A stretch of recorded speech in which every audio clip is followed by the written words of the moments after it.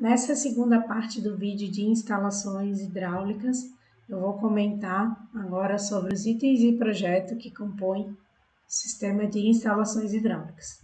São as plantas, os cortes, as elevações, detalhamentos com dimensionamento e traçado de condutores, barrilete, colunas, distribuição, alguns detalhes isométricos e agora os itens que não são itens de desenho necessariamente, mas que compõem o projeto de instalações hidráulicas. São memorial descritivo e a especificação do material. Esses dois últimos itens não vão ser apresentados aqui nessas duas videoaulas. Nem na parte 1 foi representado e também não será representado na parte 2. Aqui eu tenho um exemplo de uma vista superior de uma planta de desenho hidráulico, de instalações apenas de água fria. Eu tenho a representação da tubulação que sobe, que corresponde ao ramal de alimentação, por isso que está representado com AL aqui na plaquinha identificadora, e eu tenho a coluna de distribuição representada por AF, né, com o seu referido diâmetro. Esse banheiro está representado por uma única coluna de distribuição e com os ramais, o ramal do banheiro representado aqui interno à parede e os subramais que levam a tubulação aos pontos de consumo da edificação. Tá? É importante destacar que no projeto de desenho hidráulico tem que aparecer as cotas, tá? Nesse caso a cota deveria estar em metros, aqui está em centímetros. Os diâmetros dos ramais e subramais devem ser indicados. No caso da vista superior, não há necessidade de representar as alturas, porque essa informação não aparece nesse tipo de desenho. Aqui eu tenho uma representação de esquema essa representação não costuma estar representada no desenho de projeto de instalações hidráulicas, porém ela costuma estar representada no memorial descritivo para se ter informação de como que o sistema está organizado. Aqui eu tenho uma outra representação esquema, esse já é um tipo de representação que pode constar no desenho de projeto de instalações hidráulicas, pelo fato de conter informações referentes ao detalhamento do barrilete, representado aqui à esquerda do vídeo, o detalhamento do ramal de alimentação predial, que está representado à direita do vídeo. Aqui eu tenho um outro exemplo de representação de detalhamento do barrilete. Os únicos itens que faltam, né, são os vertedouros, o tubo de limpeza e extravasor. Mas a coluna de distribuição e os seus ramais estão representadas. Aqui eu tenho um exemplo de representação da planta superior do desenho de sistema hidráulico, né, do desenho de projeto de sistemas hidráulicos. E esse desenho é super importante porque nesse tipo de desenho, o desenho da planta de cobertura ou planta superior, vai estar representado na planta de cobertura e vão estar representadas as vistas superiores das tubulações conectadas ao reservatório superior. Lembrando, né, um detalhe importante é se frisar na representação do reservatório superior na planta de cobertura, consiste na forma como as linhas do reservatório estão representadas, nas características dessa linha. Essas linhas têm uma layer mais fina que a representação das tubulações, estão representadas em linha tracejada, enquanto que as tubulações estão representadas em linha cheia, conforme a legenda do desenho, e com uma espessura de linha mais grossa. Aqui eu tenho um exemplo de representação isométrica de um ambiente. Esse é um item obrigatório de projeto. Tem uma representação isométrica de banheiro, né? Nesse exemplo, é importante destacar que, além da representação dos diâmetros, eu tenho a identificação das partes e eu tenho também a representação das alturas das válvulas e dos pontos de saída e de consumo de água no desenho isométrico. Aqui nesse desenho em particular, eu tenho a representação de instalações de água fria e de água quente. Já vou adiantar para vocês que o desenho de instalações de água quente, ele segue para quase todos os mesmos padrões que o desenho de instalações de água fria. O que vai diferenciar de um para o outro? No desenho de instalações de água quente, normalmente a gente representa o material da tubulação, porque existem pelo menos 3 tipos de materiais para tubulações de água quente, além dos diâmetros serem diferentes. Fria, normalmente só há tubos de PVC. Outro detalhe importante, a tubulação de água quente é representada por linha tracejada, tá? E quando há instalações de água quente, há a representação do item chamado misturador, que normalmente é representado por um T, mas quando que eu vou saber que tem misturador ou quando não tem misturador no desenho isométrico? Normalmente, o ponto de saída vai estar representado por tubulação de água quente, ou seja, pela tubulação de menor diâmetro, como está representado aqui no caso do chuveiro, né? Ó, tem a representação da tubulação de água quente após o misturador. E no lavatório a mesma coisa também, o ponto de saída de água do lavatório é representado através de linha tracejada. Aqui eu tenho um exemplo de representação isométrica aplicada à cozinha. Tá? Aqui tem uma observação importante a se fazer nesse desenho. Notem que as alturas dos pontos de consumo e das válvulas e registros estão representadas através da cota de nível. Essa é uma forma de representação muito utilizada e que é correta. Tá? Recomenda-se utilizar as cotas de nível para representar as alturas, deixa mais claro que aquela medida que está sendo representada é de fato uma altura. Válvulas e pontos de saída devidamente identificados por siglas. Tá? Isso também é importante constar no desenho isométrico. O material das tubulações, nesse caso não tem material indicado porque aqui eu tenho um ramal e subramais somente de água fria, né? Representado por tubulações de linha cheia. Aqui tem uma observação na coluna de distribuição de água fria. Fez-se uma anotação para observar detalhes construtivos e estruturais na hora de fazer a instalação, o que é super importante. Aqui eu tenho um outro layout de banheiro, eu vou mostrar para vocês ao longo desse vídeo vários layouts de banheiro para apresentar diferentes configurações de instalações hidráulicas. Tá? Aqui eu tenho um layout que, diferente do caso anterior, o ramal, a coluna de distribuição, ela foi ligada diretamente ao vaso sanitário e os subramais para a pia e para os chuveiros foram representados através de uma derivação. Tá? Aqui também tem um outro detalhe importante, nesse caso aqui eu tenho instalação somente de água fria, até que eu tenho só um registro de pressão no chuveiro, por isso que eu sei que é só de água fria. Tem também uma instalação de um duto no piso, tá? Para poder levar o subramal para o lavatório do lavabo. Claro, então aqui optou-se por utilizar somente uma coluna de distribuição para um lavabo e para uma pia de lavabo e para o restante do banheiro. É interessante destacar que isso aqui, apesar dessa tubulação ser tracejada, corresponde a uma tubulação de PVC. Tá? Se fosse de cobre, iria estar assim como no caso anterior, as alturas das válvulas e dos registros foram representadas através de cotas de nível. Aqui eu tenho uma outra configuração de banheiro, que é um banheiro que utiliza de 2 colunas de distribuição, uma coluna de distribuição para o chuveiro e para o vaso sanitário, e a outra coluna para o lavatório, por conta do posicionamento das louças sanitárias. Aqui tem um outro exemplo que também variou conforme o posicionamento das louças sanitárias, né? E que se utilizou de uma coluna de distribuição. E nesse caso foram utilizadas mais conexões para fazer o arranjo das tubulações ao longo da planta.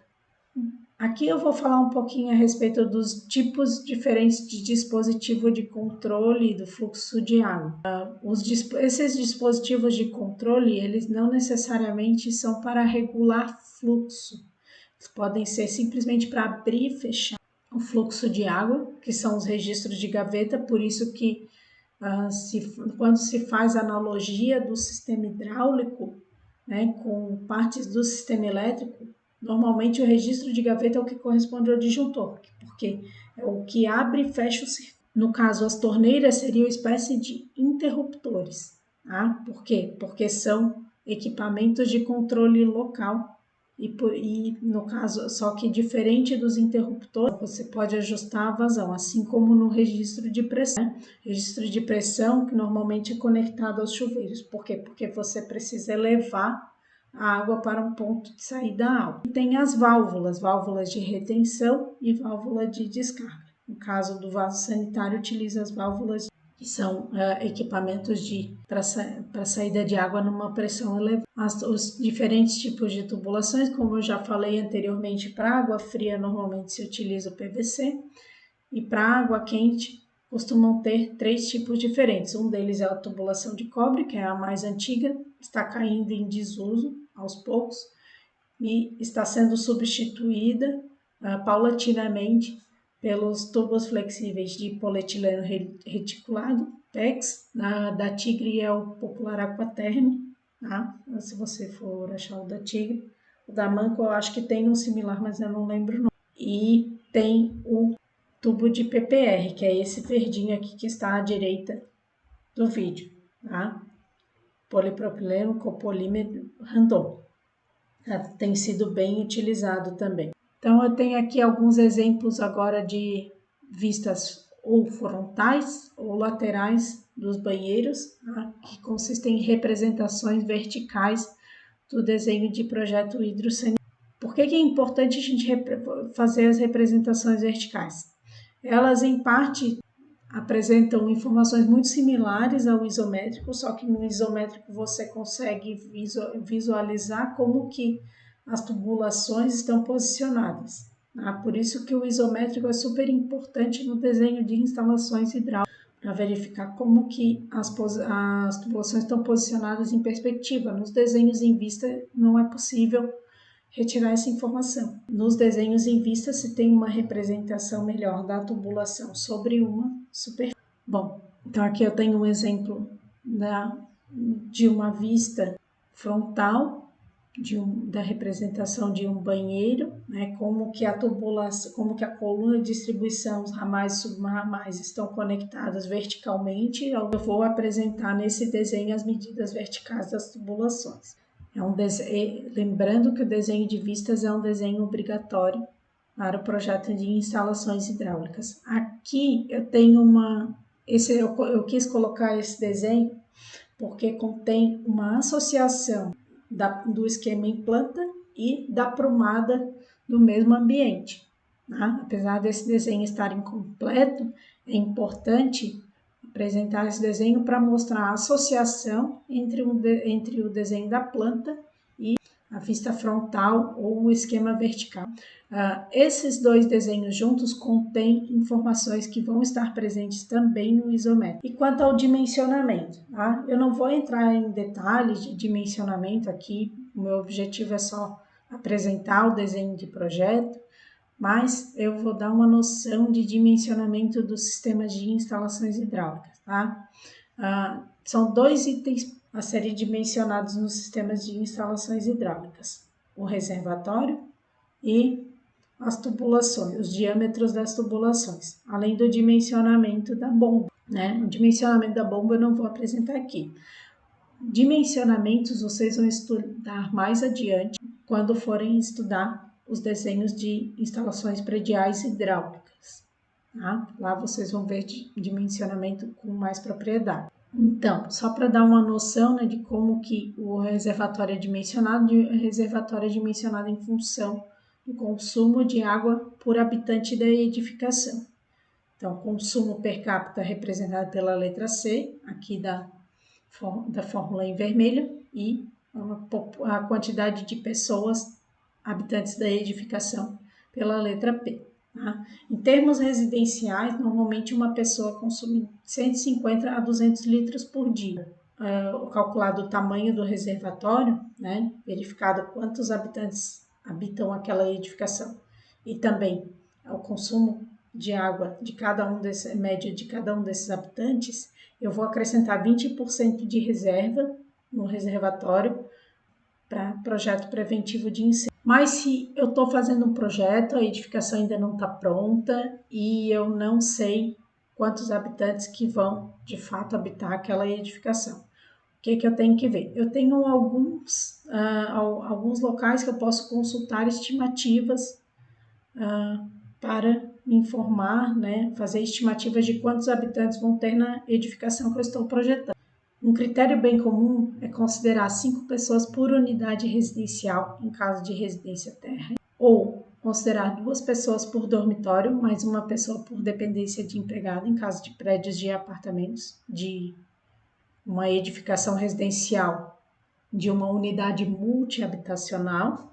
E o terceiro critério é avaliar o código de obras do município. No caso do município de Florianópolis, que é onde estou localizada, esse critério deve-se considerar que uma pessoa habita em torno de 15 metros quadrados de uma edificação residencial. Tá? Então, por exemplo, aqui na edificação que eu estou habitando no momento, essa edificação tem 82 metros quadrados de área. Então, eu teria que considerar que a quantidade típica de habitantes dessa edificação seria de quanto? 15, 30, 45, 60, 75, ainda falta um pouquinho para 82, tá? Eu não considero a fração nesse caso, eu considero só os 15 metros quadrados inteiros. Então, eu teria que considerar que aqui, nessa edificação que eu estou habitando, seria possível ter 5 habitantes, tá? Então, eu teria que multiplicar 5 por 150 ou 200, aí vai depender do perfil da edificação, tá? Para avaliar qual que é a faixa de consumo mais adequada.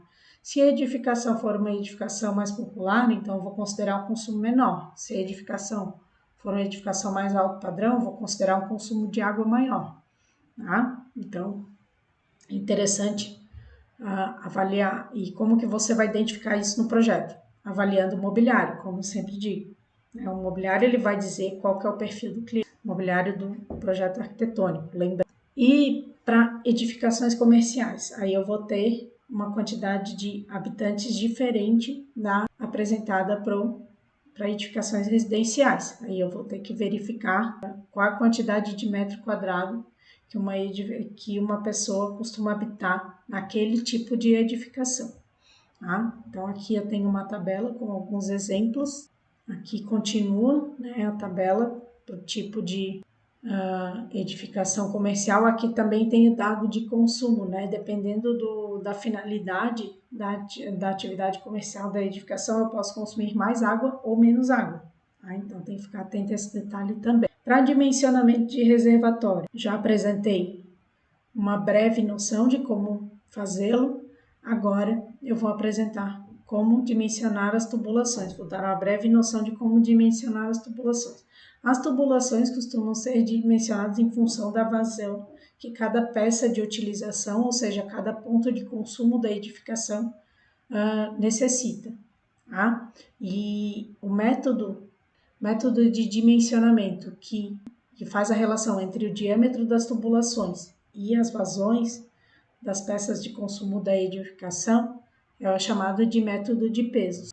Como que o método de peso funciona? Eu dou maior peso para as peças sanitárias que utilizam mais vazão. Tá? Por exemplo, a válvula de descarga é um equipamento que eu vou utilizar bastante vazão, então ela vai ter um peso bem expressivo na instalação, enquanto que chuveiro, torneiras, em geral, já não tem um peso tão relevante. Então, com ganhar, eu vou fazer... Aqui eu tenho uma tabela com vazão e peso relativo nos pontos de utilização, nos pontos de consumo da edificação. Eu tenho aqui as etapas de como aplicar o método dos pesos. Tá? Eu vou somar os pesos para o conjunto de equipamentos de cada trecho da tubulação. Por exemplo, se eu quiser projetar o subramal que vai levar para o lavatório, nesse caso eu não vou precisar somar. O lavatório é quanto? O peso relativo dele é 0,3. Então, o subramal do lavatório, eu vou pesquisar aqui qual que é o peso de 0,3 e eu verifico que a tubulação conectado ao lavatório tem que ter no mínimo um diâmetro de 16 milímetros ou diâmetro de meia polegada. Tá? A gente sempre coloca para tubulações os valores em polegadas e em milímetros, porque o valor comercial normalmente é em polegada, mas o valor de norma é em milímetros. E se eu quiser projetar uma coluna de distribuição de banheiro, aí o que eu vou ter que fazer? Eu vou ter que seguir o segundo passo apresentado aqui.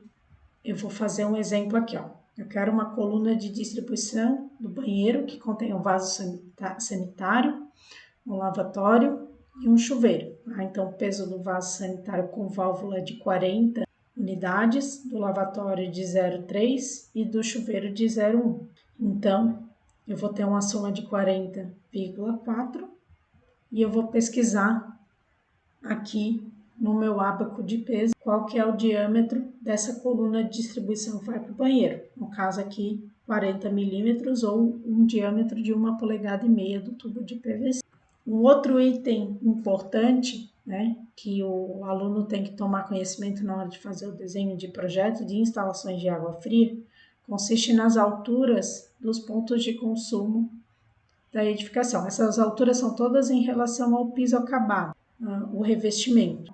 A bacia sanitária vai ter o ponto de saída de água a 30 centímetros do piso, por exemplo, aquele buraquinho que fica no interior do vaso sanitário. O lavatório. No caso das instalações de água quente, os procedimentos de desenho seguem a mesma linha das instalações de água fria, só que é importante lembrar de onde que vem o sistema de água quente. Vai depender do tipo de sistema de aquecimento que você vai implantar na edificação. Se for a gás, aí vai vir do aquecedor a gás e não vai vir da parte superior da edificação normalmente. Se for com aquecimento elétrico, com boiler ou aquecimento solar de água, aí vai vir normalmente do reservatório de água quente que fica na parte superior da edificação, normalmente ao lado do reservatório superior. Claro, então tem que se atentar a esse detalhe para verificar onde que vai estar a coluna de distribuição do sistema de água quente. Então aqui tem um exemplo de algumas legendas, né, que já foram mostradas anteriormente. Gente, por hoje era isso que eu tinha para mostrar para vocês, tá? Então com isso nós finalizamos as aulas de desenho de instalações hidráulicas. Espero que tenham gostado. Caso tenham gostado, inscrevam-se no canal e compartilhem o vídeo e curtam, tá bom? Obrigada.